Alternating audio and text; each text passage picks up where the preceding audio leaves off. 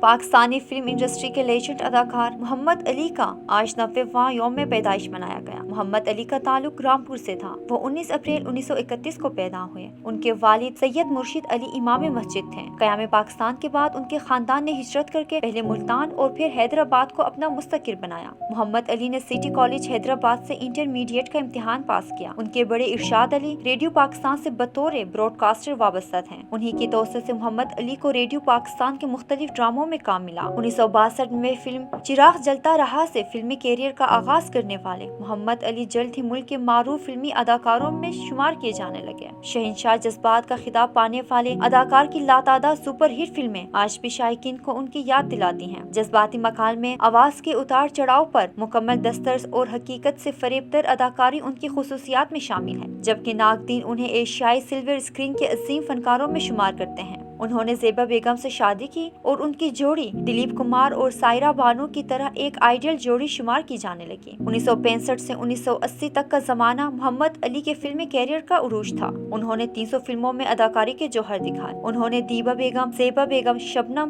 رانی، انجمن اور دیگر اداکاروں کے ساتھ کام کیا۔ تاہم ان کی جوڑی ان کی شریک حیات زیبا بیگم کے ساتھ بہت پسند کی گئی۔ ان کی مشہور فلموں میں آنسو بن گئے موتی، میرا گھر میری جنت، آگ، بہاریں پھر بھی آئیں گی، آئینہ اور صورت، سلاخیں، انسان اور آدمی وغیرہ شامل ہیں۔ محمد علی کو ان کی شاندار کردار نگاری پر حکومت پاکستان کی جانب سے تمغہ حسن کارکردگی اور تمغہ امتیاز سے بھی نوازا گیا۔ گردوں کی بیماری کی وجہ سے محمد علی 19 مارچ 2006 کو دارفانی سے کوچ کر گئے، لیکن ان کی یادیں آج بھی زیبا محمد علی اور لاکھوں مداحوں کے دلوں میں گھر کیے ہوئے ہیں۔